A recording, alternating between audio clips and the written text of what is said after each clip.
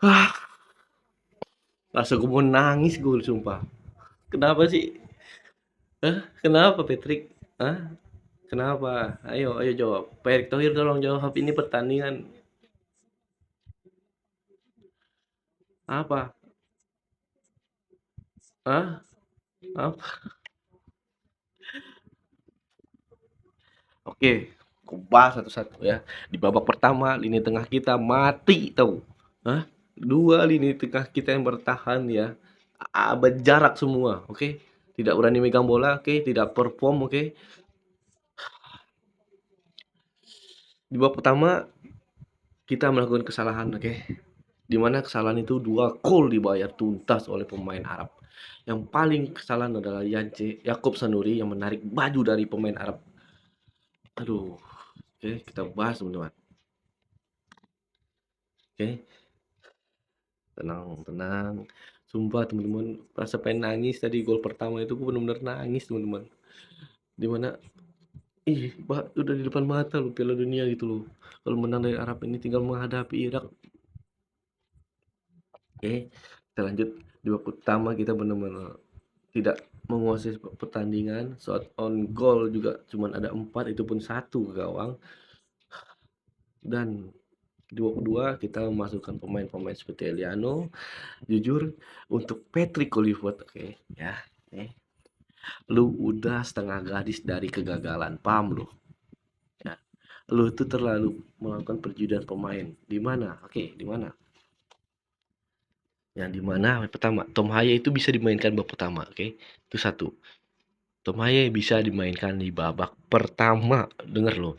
Kalau nanti di babak kedua dia menurun bisa digantikan oleh pemain lainnya standby, oke? Bisa jadi nanti Klok di babak kedua atau Milu Pesi, oke? Itu paham lo ya.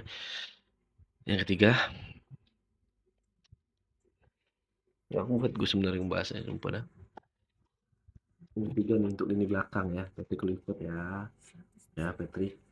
Sebenarnya lu udah tahu nih pemain belakangnya efektif itu Jai, Rizky Ridho sama Hapner.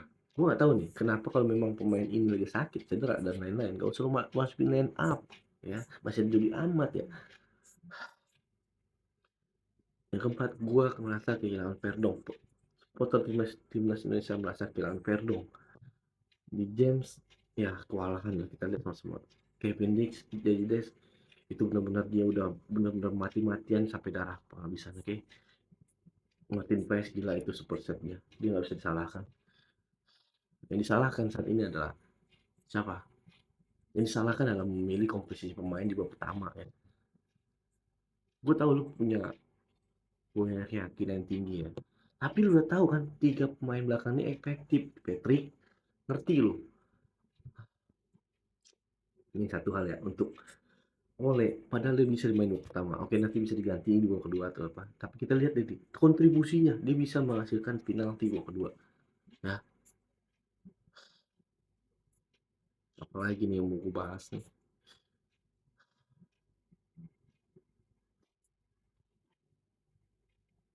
Pak Erick Thohir lagi di situ, lagi duduk ya.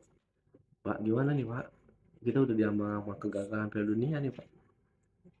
Kalau memang masih ada harapan di round kelima itu akan lebih sulit sih Pak.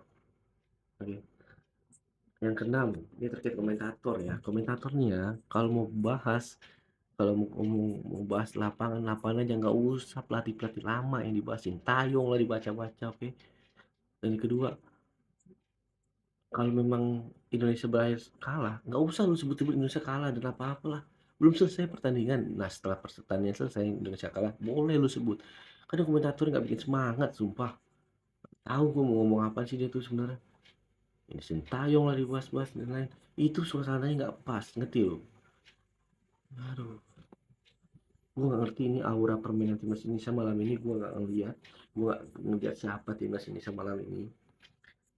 Yang terpenting gue selalu beri apresiasi walaupun mereka udah berjuang. Ya, gue menyalahkan pelatih ya lah. Strategi dari dia, oke? Okay? Harusnya 3 back itu tuh produktif tuh. Jai, Abner, sama Rizky Ridho itu udah paling di sisi kanan ya, wingback ya, ada Kevin Dik bisa dipakai Kevin Dik. Sisi kiri, kalau memang di apa di Verdo nggak main, di jam bisa tuh situ. Tapi kita lihat tadi kontribusinya, dia kewalahan main. Matt Mount dia berjuang sendirian, oke. Apalagi Klopp, ya udah potong bola oke bagi kadang kalah kalah passing. Pelupesi nggak perform, Pelupesi nih yang gua harapin yang seluruh Indonesia harapin nggak perform loh. Apalagi siapa lagi mau dibahas? Jonathan. Jonathan itu dia benar-benar gua nggak mau banding, nggak mau bilang yang enggak ya. Emang dia itu perform loh. Mungkin di babak kedua dia apa permainan menurut atau ada strategi lain dari Patrick ya. Yang akhirnya dia diganti. Pemain masuk babak kedua udah berubah permainan, oke.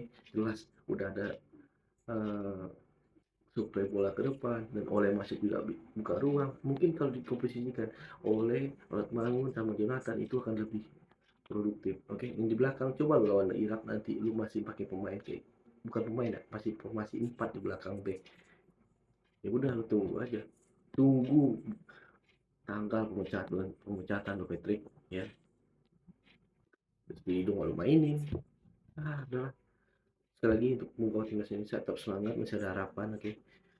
Ya gue wajar gue sebagai atlet Indonesia loh, gue pengen lihat negara gue itu mainnya kayak gini ya.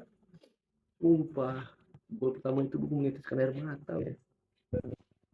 Oke, sekali lagi Brampo Garuda nggak kuat dulu.